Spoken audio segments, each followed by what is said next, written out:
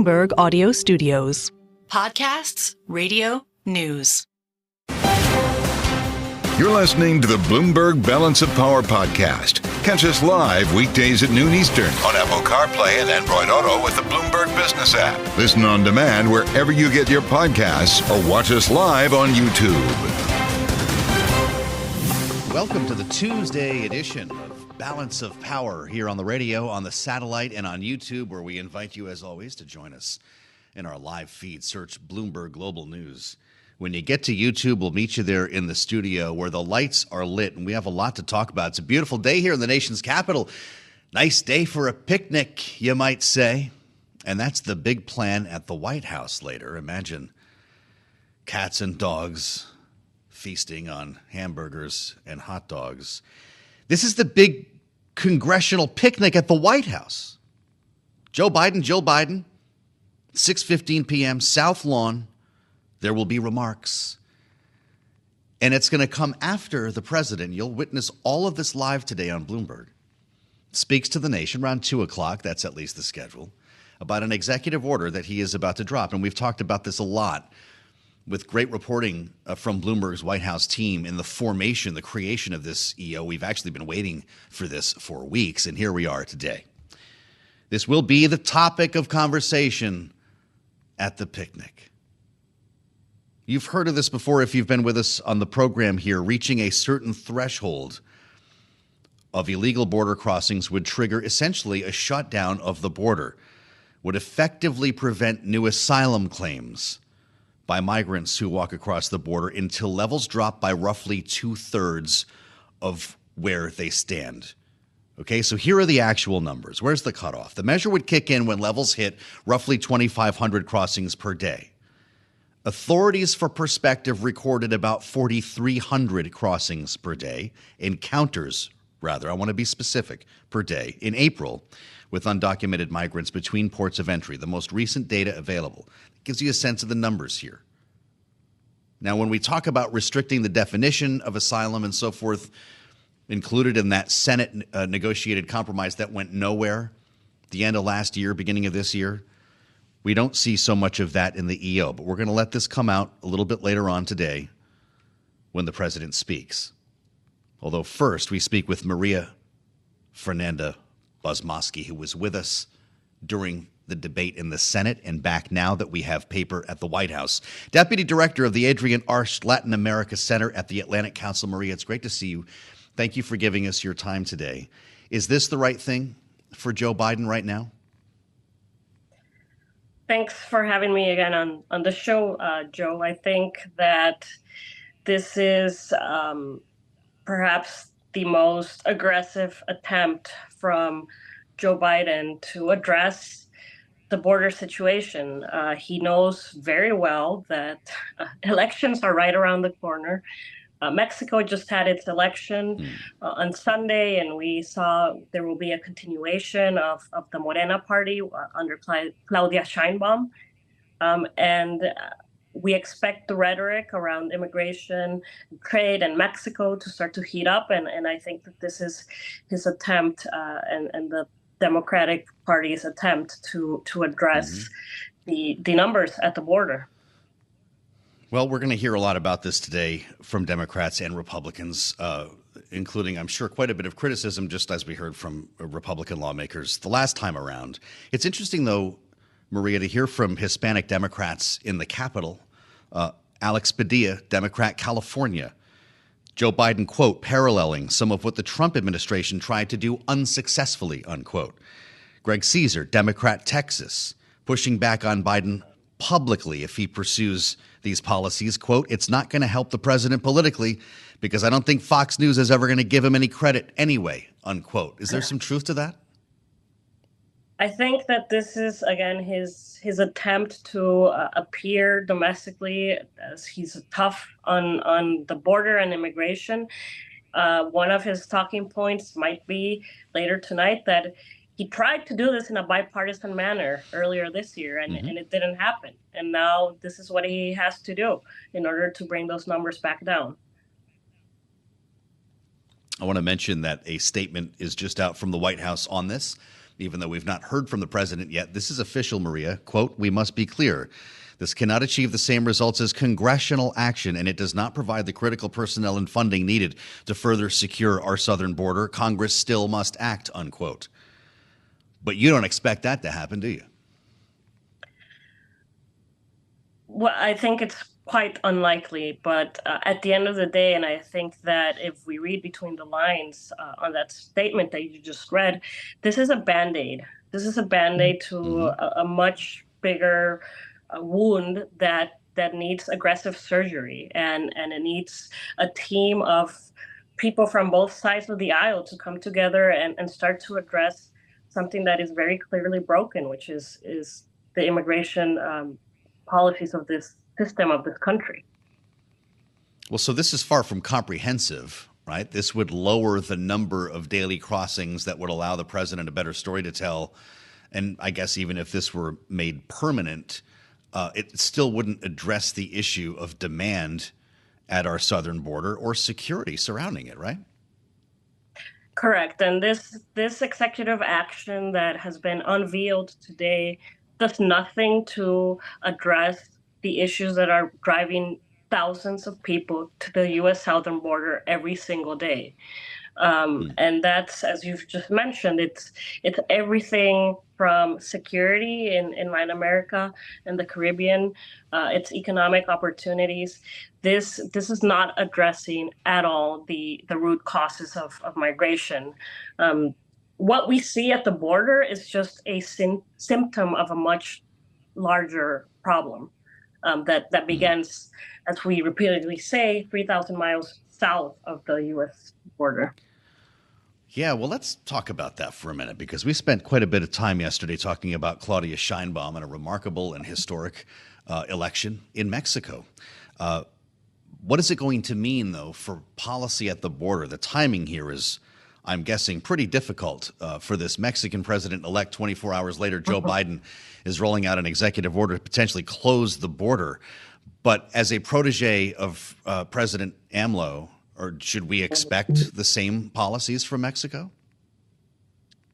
Yeah, I think she had some time to celebrate her victory, but was quickly kind of reminded of the gigantic task that lays ahead for her and for Mexico.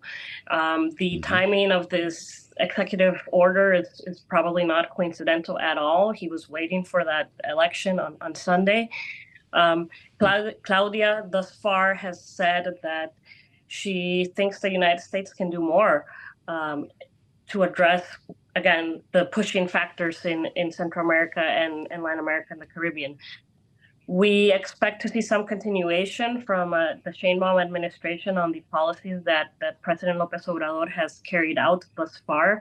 She has been very explicit, though, in saying that with the United States, she will seek a collaboration and cooperation and not a relationship where Mexico is subordinate to the United States. I think we'll have to see who's part of her team, and we'll see where her policies carry her. Just lastly, Maria, what happens to the border if Donald Trump wins the election? I think we'll have to see whether he has a willing partner in Mexico to kind of work on, as he has in the past with López Obrador. I think that, Donald Trump, were he to come to the Oval Office once again in January, needs to recognize that Mexico, with the election that we just had, not only the strong mandate that Claudia Sheinbaum has, but also the composition of her Congress. She and Morena right now has 24 out of 31 governorships. Morena is pretty strong, and I don't expect Donald Trump to have an easy time pushing her to cave into some of his eventual demands. Well, we'll have a lot more to talk about in that scenario. Maria, I'm glad you could come back and see us. Thank you for your time. From the Atlantic Council, Maria Fernanda Bozmoski. You're listening to the Bloomberg Balance of Power podcast. Catch us live weekdays at noon Eastern on Apple CarPlay and Android Auto with the Bloomberg Business app. You can also listen live on Amazon Alexa from our flagship New York station. Just say, Alexa, play Bloomberg 1130. We're just about an hour away from expected remarks from President Joe Biden about the executive order he's issuing today related to the border. It'll be interesting to hear, Joe, how he toes the line between trying to appeal to those critics who have been critical of this administration and its policies toward the border, and then those progressives who may think that this is going too far and potentially alienating a key demographic. You know, it's kind of like the issue surrounding his policy with Israel, where he's managed to upset people on both ends of the political spectrum here. We're going to hear from the president in less than an hour, assuming he's on time. And we're joined now at the table by Bloomberg White House correspondent Josh Wingrove, who's been far out on this story. This is something that we've been reporting on for a couple of weeks in anticipation of this executive order dropping. Josh, it's great to see you. We're going to be talking with critics all day who are questioning, to begin with, the number. What is this 2,500 number? Why should 2,500 people be allowed to cross the border illegally every day? The starting point, officials have told us, is that bipartisan bill. And that talked about, or in the negotiations for that, they zeroed in on about 4,000. What they've done here is pick 2,500, which appears to be the net when you take out the people that make appointments. And those are allowed to happen. In other words, asylum claims are still open as of tomorrow if you have an appointment and go to a port of entry. What's closing are the people that simply walk across the border between points of entry. And backing up here, I mean, we have just dealt with this for years. I mean, we dealt with this in Trump's first campaign against Hillary Clinton. Biden, very early in his presidency, proposed an immigration bill, went nowhere. Neither party really, has any interest in it for various reasons. Used to be that the grand bargain was border stuff for immigration stuff. Not so much. And now the bipartisan bill collapsed. Trump had a lot of pressure on to kill it. And Biden has decided to try and do something, even though it is certain to be challenged. The ACLU has already said that they will challenge it. I will leave it to lawyers to say whether that will be struck down. The Democrats themselves have said that congressional action is the safest path. In other words, they're not willing to bet the farm that this thing will hold up, and that's where we're at. Well, and even in the release that the White House put out, the statement, they said, we must be clear this cannot achieve the same results as congressional action. So perhaps they're trying to get in front of that narrative. But what we're hearing out of Congress, Josh, is Republicans on the one side essentially critical that he didn't exercise this authority way sooner, that he's waiting to do it until now. On the other side, you have the likes of Senator Alex Padilla, who in a statement today said President Biden has undermined American values with this decision. Is there real winning on this issue for the president? I guess he's hoping that there's a silent majority in the middle, and we're kind of up in the air right now on where those swing state Democrats fall. Some border Democrats, Mark Kelly in Arizona, for instance, have come out in favor of this. We'll be looking at 2 o'clock to see who will be there. It doesn't sound like a lot of the swing state senators, the ones that are up. Tammy Baldwin in Wisconsin, for instance, will be there. So it's not just progressives who are mad about it or people that are sort of immigration reform advocates like Senator Padilla, but where will those sort of middle-of-the-road types go? We do in our story have Ann Custer saying that she thinks that this will appeal to sort of moderate swing voters. In our polls, people are worried about this right now. It is the second top issue, second only to the economy when you ask people to name their single thing. Now, though, when you drill down, it's more Republicans that are worried about it, then followed by that independents, which is the problem. Democrats aren't so worried about it. Biden is basically trying to woo independents. The power he's using is Section 212F. That is what Trump used. Trump got the courts tied up in the courts with it as well. It would be fair to assume Biden will be tied up to some extent in the courts with it. This is essentially a loophole that they're trying to drive a big Mack truck through to get things going. Well, it's going to be a fun congressional picnic tonight on the South Lawn, I'm guessing. It'll be great. And this is 2 days after the Mexican election, by the way. Well, and that has a lot to do with the timing, we understand. Would Republicans support this if the president set the daily cap at 0? They might more. Why not? I think a lot of Republicans want the issue to campaign on regardless. So if you set the cap at 0, they might find different ways to do it. But why not set the cap at 0? Because there's a legal right to asylum claims under international law and under American law, and that is what is probably going to lead to these challenges and may well end up getting struck down. Now, they're trying to get around that with exemptions. For instance, unaccompanied minors, this will not apply to. For instance, people in extreme health certainty. For instance, if you're, parched and at risk of dying of thirst in the desert, you can walk across America. You won't Yes, get arrested sure. or whatever. But outside of legal asylum claims at ports of entry, why not set the cap to zero? Because they believe that you can make asylum claims as an irregular crosser. You don't necessarily need an appointment. But even the legal pathways they're creating have attracted political blowback. And Biden's whole philosophy is people will wait in line if there's a line that's moving, right? And so they think that if they create these legal pathways, it'll lessen the incentive for people to pay thousands of dollars for some smuggler to drag them across Mexico and put them into the U.S. And so what they're trying to do is sort of short-circuit that now ahead of summer months where things normally rise. And if this year is the same as other years, Biden would be facing rising numbers heading into election, which he doesn't want, and hope that people will sort of go the other route, which is this CBP1 app. Obviously, I roll my eyes if my bank asked me to use an app, let alone trying to, So we'll see. The jury's out, I think, obviously, on whether that will be. Everyone agrees that Congress would have stronger powers here, and so look forward to the next Congress. The odds of one party holding all three levers don't seem particularly high. Certainly possible, and so if they are, will this happen?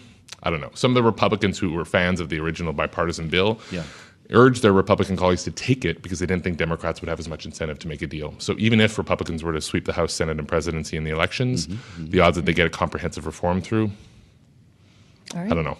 Well, we're going to talk to one Republican lawmaker now. That's right. Josh Wingrove, Bloomberg White House correspondent. Great reporting. Thank you, so much. We go now live to Capitol Hill, where Republican Congressman Bryan Steil of Wisconsin is joining us. He's the chair of the House Administration Committee, also a member of the Financial Services Committee. Congressman, welcome back to Balance of Power on Bloomberg TV and radio. You have been on this program repeatedly in the past, talking about President Biden not exercising authority that he has when it comes to the border. It seems today he is doing so.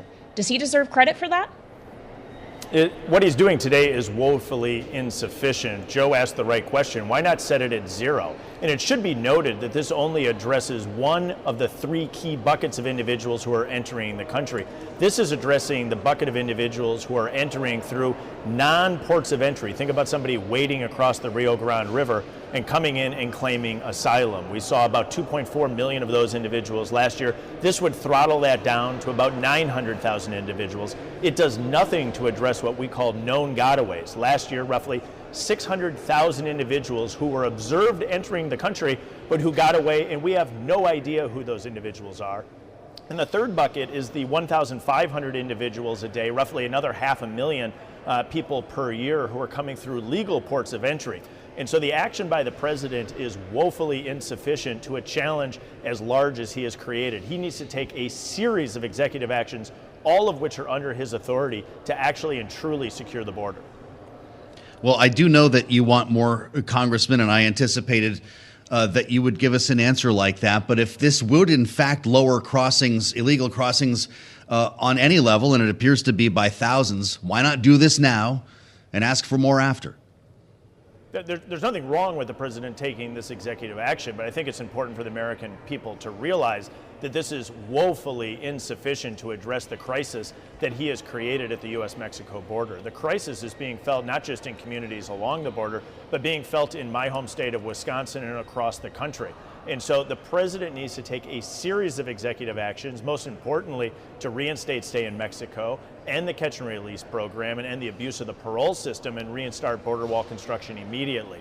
Again, he's taking a small step in the right direction, but woefully insufficient to address the challenge that he has created by allowing the U.S.-Mexico border to remain unsecured. Well, the way the White House is characterizing this, Congressman, is that to actually adequately address the challenge would require congressional action. They said so in the statement. Of course, the president had agreed to a bipartisan compromise with Senate negotiators earlier this year that quickly died. I know that you're probably going to tell me that the House passed H.R. 2, but considering H.R. 2 was known to be dead on arrival when it passed the House, as it received not a single Democratic vote, and obviously the bipartisan border deal didn't end up going anywhere. Should you not try to start fresh, try to find a compromise? I'd critique a little bit of what you said as it relates to the Senate bill. I think it's important to reflect back on the most recent vote on the Senate bill. They didn't even get all the Democrats on board. That's how broken the bill is that is called, as your term, bipartisan. My view would be the opposition to the bill is bipartisan. Only a fraction of the Democrats even voted for it because it doesn't work. The House-passed bill actually works. It actually secures the U.S.-Mexico border. It was passed now approaching a year ago. The Senate should act on it. If the Senate thinks that they can make amendments to make it better, make adjustments, I'd love to see that vote take place on the Senate floor. I actually think that it would pass in the Senate because it works. And the problem that's been created by this administration is so significant that actually there is a political need to act. Further, the president has a series of executive actions that he could take, over 60 in total, that he could take to substantively secure the U.S.-Mexico border. Again, the four easiest that are at the top of the table is reinstating the stay-in-Mexico policy, ending catch and release, restart border wall construction, and end abuse of the parole system. But there's a series of actions that he could take. The action he is about to take today, as reported, is woefully insufficient to actually address the crisis that is impacting every community across the country. Well, it'll be especially insufficient if it's struck down in court, of course, Congressman, and I wonder what your thought is on that. Section 212F of the Immigration and Nationality Act, everyone's suddenly an expert every time this comes up again. We saw this not play well in court for Donald Trump in some cases when he invoked those authorities. If that happens again now, it's kicked back to the other end of Pennsylvania Avenue and we start all over again, to Kailey's point, right?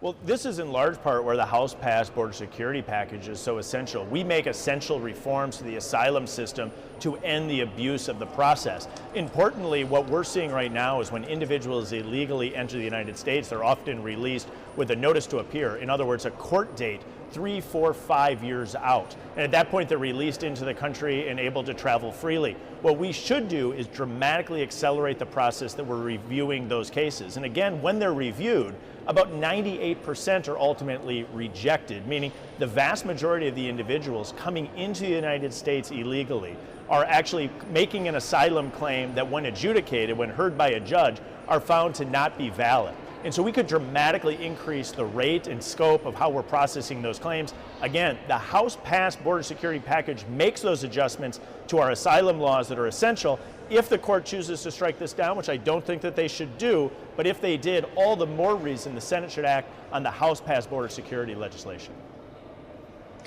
Congressman, one of your colleagues in the House, Congresswoman Marjorie Taylor Greene of Georgia, yesterday floated the idea of forcing an impeachment vote against President Biden over this issue of the border. If she succeeded in getting that on the floor, would you vote to impeach the president? I think we got a big election coming up in November, and the American people are going to be able to have their say as it relates to the disastrous policies being put forward by President Biden. I think we are always better served when the American people are able to make that decision. I'm incredibly concerned with the actions of President Biden day in and day out. But at the end of the day, we're about 6 months away from the election. The American people are going to have their opportunity to have their voice heard. Interesting, as the primary takes place today in the District of Columbia here in the capital city, Congressman, something is going to happen that's never happened before. As non-citizen residents are allowed to vote in primary elections to have a say in the communities that they live in. More than 500 non-citizen residents registering to vote and have cast their ballots here today. This is an issue that you have strongly opposed and tried to take action against as chair of the admin committee in the House of Representatives. Now that it's happening, what will it mean? I've held a series of hearings on this exact point. I think it's important for all of your listeners and viewers to realize that today in our nation's capital, non-citizens are legally allowed to vote in particular municipal elections for things like city council. This includes individuals working in an embassy. So just to give you a flavor of how ridiculous the law is in our nation's capital, the front door to the country, an individual, say, working at the Russian embassy, residing in D.C. for only 30 days, is eligible to vote in our nation's elections. I'm of the view that U.S. elections should be for U.S. citizens only. We passed a bill here in the House to ban non-citizens from voting here in our nation's capital. The Senate has refused to act on that. I think that they should. And more broadly, we need to make sure that we're ensuring elections across the country are for U.S. citizens only. The fact that our nation's capital today is allowing non-citizens to vote in a primary election for positions like city council is absolutely absurd, and I think we need to change the law. Congressman, we have just a minute left with you, but to what extent are you concerned about, in your home state of Wisconsin, people who shouldn't be legally allowed to vote attempting to do so? This is a broader concern that we've had. We had a series of hearings, and what we have seen are non-citizens registered to vote illegally in other locations. In particular, Ohio recently identified a number on their voter rolls. Georgia did a proper check. Pennsylvania identified issues as well. I think at a period of time, we need to dramatically look at whether or not we have non-citizens on the voter rolls in states across the country. We need to make sure that we're protecting the integrity of our elections such that only U.S. citizens vote in our elections. At a period of time when 7 million people have come across the border illegally under President Biden's 3.5 years, where you have cities in jurisdictions like Washington, D.C., not only allowing but encouraging non-citizens to vote, I think it's absolutely imperative that we're making sure we're protecting the integrity of our elections by making sure our elections are for U.S. citizens only. It's good to have you back, Congressman. Thanks for your insights today. Bryan Steil, the Republican from Wisconsin, with us on the fastest show in politics. As we mentioned, less than an hour from now, Joe Biden is set to speak to the executive order on the border. You're listening to the Bloomberg Balance of Power podcast. Catch us live weekdays at noon Eastern on Apple CarPlay and Android Auto with the Bloomberg Business app. Listen on demand wherever you get your podcasts or watch us live on YouTube. It all starts at 6:15 p.m. Washington time. That's the annual congressional picnic on the South Lawn of the White House. I'm Joe Mathieu alongside Kailey Leinz. I can only imagine the conversation over hamburgers and hot dogs because that will be less than 4 hours after the president speaks to the American people about this executive order he's dropping today on the border. He's going to be speaking from the East Room, at least according to the schedule, about 20 minutes from now. And Kailey, as we've learned over the course of this hour, he's upsetting both ends of the political spectrum today with this announcement. Yeah, of course, Republicans think he is not going far enough. Progressives may think he's going too far with this executive action that essentially, when crossings cross a threshold of 2,500 That's right. Across the border, will shut down those seeking asylum, at least in some cases. There are carve-outs and exceptions here, and perhaps the exceptions are providing more fuel to the fire who are upset. The thing is, though, Joe, there's something else to consider here politically, and that is the implication this could have for the economy. Yeah, this is a big deal. Standard Chartered, Steve Englander, who's a great friend to Bloomberg TV and radio, put out research today that found roughly half of non-farm payrolls growth since October is accounted for by undocumented immigrants, according to his estimates, looking at data from U.S. Immigration Services, the Customs and Border Patrol, and others. He suggests if you take those workers out, job growth may actually be running at a much lower pace of 125,000 Imagine that. per month. So then couple the impact that this has had as well on shelter costs and housing immigrants in cities all over the country, not just New York, and the impact could be great. And you wonder if you keep walking this line, does this executive order hasten the first interest rate cut? It's an excellent question. If it means more softening in the labor market, one could see how that argument could be made. But we want to pose these questions and more now to Rebecca Shih. She is founding executive director of the American Business Immigration Coalition. Rebecca, welcome to Balance of Power. How should we be thinking through the economic ramifications of this executive order today, not allowing as many migrants to seek asylum in the U.S., something that will start effective immediately? How is this likely to impact the economy? Thank you so much for having me. Today, the president is moving forward on this executive order to ensure legal and orderly processing and crossing. And this is going to have important impact on both the economy and our communities. I think you just mentioned that one of the reasons that our markets and economy continue to roar is because, according to the Bureau of Labor Statistics, we have 2.1 million new migrants and new workers in the economy over this last 2.5 years. And this has made sure that jobs, particularly jobs in construction, hospitality, tourism, are filled despite our very tight labor market. And this has meant that, stock market is reaching historic highs, as we have seen, as well as tamping down inflation. And just the last thing I would add is that we see all the demographics data that average Americans are having less than replacement rate in terms of births. And this new energy, new entrepreneurships from both new migrants and long-term immigrants already here has been a gift to the economy and to our country. Well, so as the president speaks to the American people then today, Rebecca, should he also be making an announcement about work permits? That is something that we're hoping for as the American Business Immigration Coalition. We are a bipartisan group of about 1,400 employers and CEOs across the country. Over this last year, we have been leading a national campaign. We call it Here to Work, actually calling on the administration and the president to issue more work permits for both the new migrants as well as the long-term immigrant contributors. If you think about people that are picking crops, cleaning hotel rooms, emptying bedpans in nursing homes, or even designing semiconductors at our fabrication facilities. They're overrepresented and significantly contributed by immigrants of all skill levels.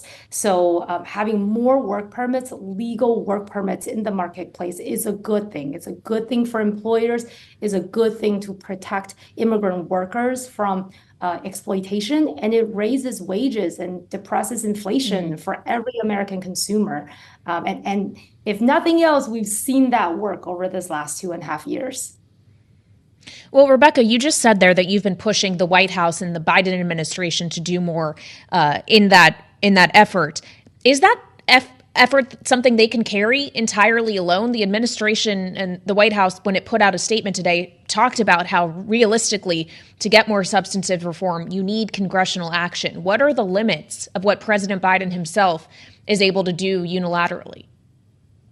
Yeah, absolutely. And we've seen the president and particularly Democratic leaders and some Republican leaders as well, notably Senator Langford of Oklahoma, really trying very hard to come together on a bipartisan solution to our borders. I think this bill was brought to the floor several times this year, and then former President Trump intervened and it fell apart. And so then we see today that the president deciding to act unilaterally on executive order around the border.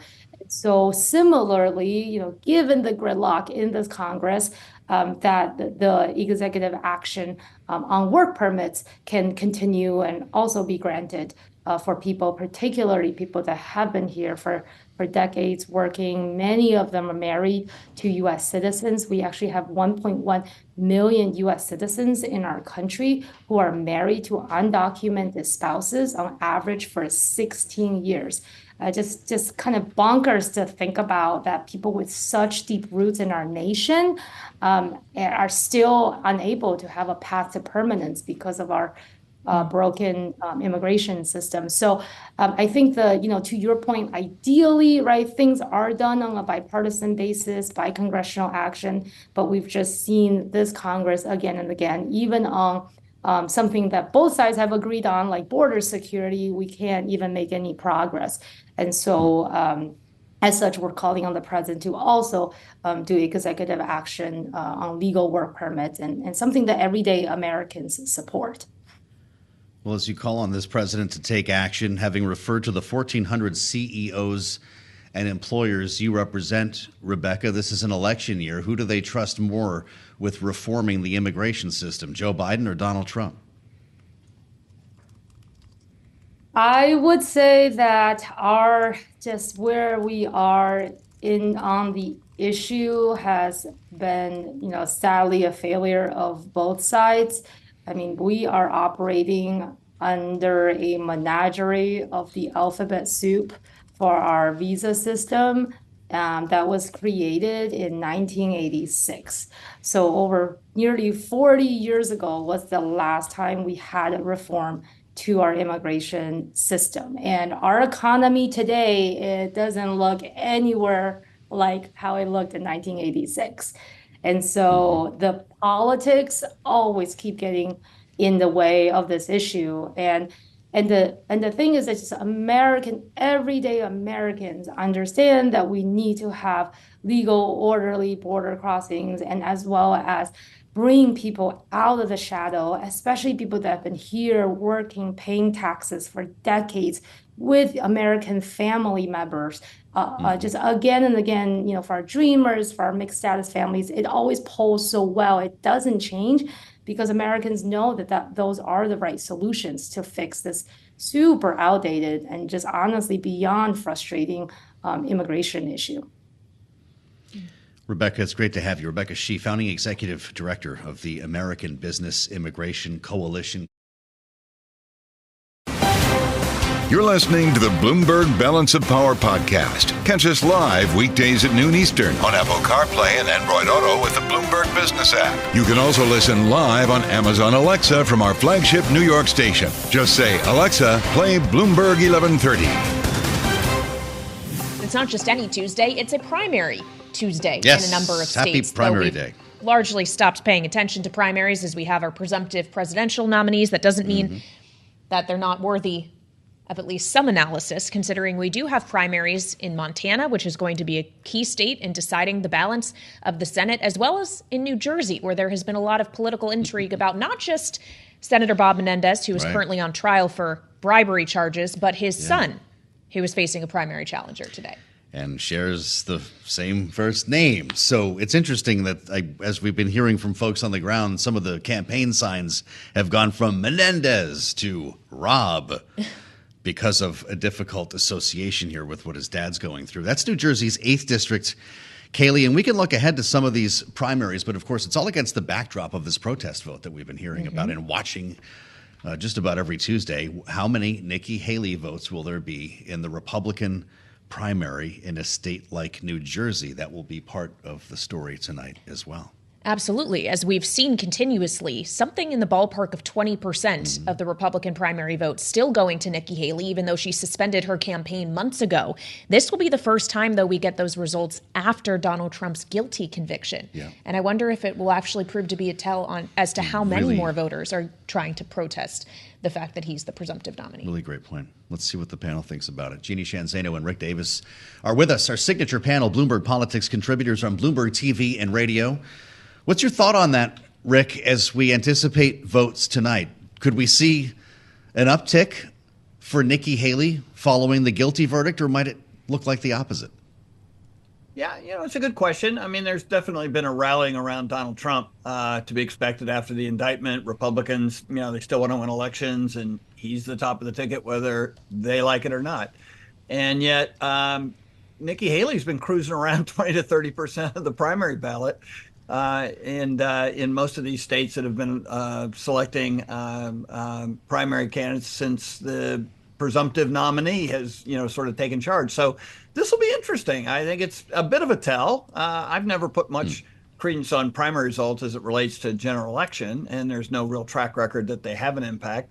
But this is definitely an area that Nikki has now endorsed Donald Trump, and Donald Trump is now a felon. So maybe that boosts her up to the upper 30s, and we have a talking point for Wednesday.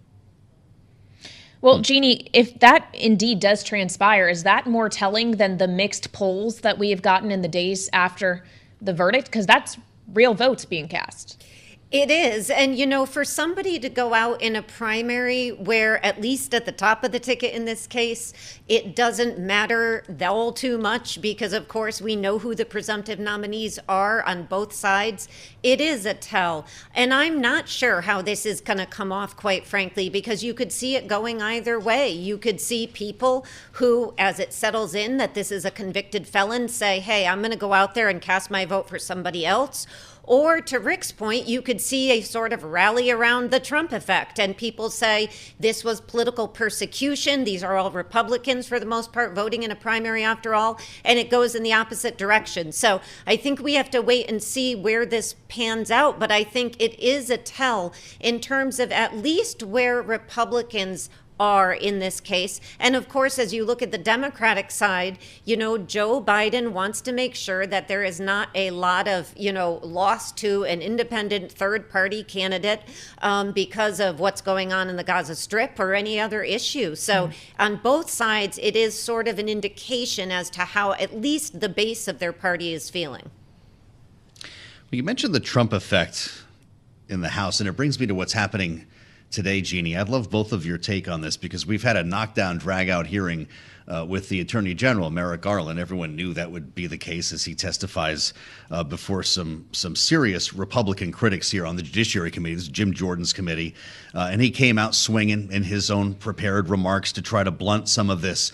But beyond the Robert Hur testimony that the committee wanted to acquire, Joe Biden's testimony with the special counsel, beyond the contempt vote that went nowhere, there's something else going on here. 3 members of the committee, this is Freedom Caucus, Andy Biggs, Chip Roy, Tom Massey, sent Merrick Garland a letter stating their concerns about aggressive prosecutions of those who were at the U.S. Capitol on January 6th, the January 6th rioters. And they wanted to talk about the FBI. This is a quote from their letter. The FBI's possible involvement in facilitating the events of January 6th. This is like tinfoil hat time here, Rick, where we're talking about white vans and unmarked officers in the crowd. What does this tell us about the direction we're going in this Republican conference? Yeah, it's a pretty dark direction that Republicans in the House, especially the Freedom Caucus Republicans, want to take the country. And that is basically creating their own set of facts. And in this case, just because they dream it up means that it should be a fact. And I think Merrick Garland going to the Capitol Hill and saying, no, these things are simply not true. No, Joe Biden is not the reason that Donald Trump got prosecuted in New York at a state level. No, the FBI was involved in January 6th. Here's the thing. If somebody doesn't say no to it, and frankly, I think the Biden administration has done a very poor job of pushing back on fake news that emanates from legitimate institutions like the House of Representatives and people like Donald Trump, then that's going to become true over time. And so I think the fact that the Attorney General is up there fighting the fight for facts is really important. And I don't understand why the Biden administration would not deploy their cabinet in an effort to do the same thing. Because Joe Biden can only get elected if the country is working off the same set of facts about the economy, about the border, about Gaza. And if he allows these fake facts to proliferate, it's going to be very hard for him to find a clear path. Jeannie, I'd love for you to weigh in on what Rick just said. Has the administration not been forceful enough in pushing back against mis and disinformation? This is a challenge, I think, for all of us. I look at this very broadly. We are living in a time when it is very, very difficult to break through all the noise that we all hear. And you can watch 2 channels and get the exact opposite take on what is happening, and misinformation, disinformation spreads broadly. And I think it speaks to a reality, and I wish the Biden administration, to Rick's point, would talk about this. This is why leadership matters so much. It is very, very difficult to police all this misinformation and disinformation. And that's why we've got to be able to trust the people we choose to lead us in an honest way. And that is where what's happening today on Capitol Hill is so frustrating, because there is not a scintilla of evidence that anybody in the FBI was behind January 6th. And yet you have elected leaders up there on the Hill asking the question. And so I think, in a way, it's all of our responsibility as Americans when we go to the ballot box to remember that we have to choose people who we feel some modicum of trust in to tell us what is the truth, because this is where we are in this country, in this media environment. So no, I don't think it's all at Joe Biden or the Biden administration's feet. He can use the bully pulpit as best as he can, but this is a problem that every president in the modern era is going to face from now, as long as our media environment remains the way it is. And so it's much bigger than Joe Biden. Suggesting it may become more difficult, not get easier. It's a great panel. Thanks to both of you, as always, for showing grace with complex issues. Jeannie Shanzano and Rick Davis, Bloomberg Politics contributors. Thanks for listening to the Balance of Power podcast. Make sure to subscribe if you haven't already at Apple, Spotify, or wherever you get your podcasts. And you can find us live every weekday from Washington, D.C. at noontime Eastern at Bloomberg.com.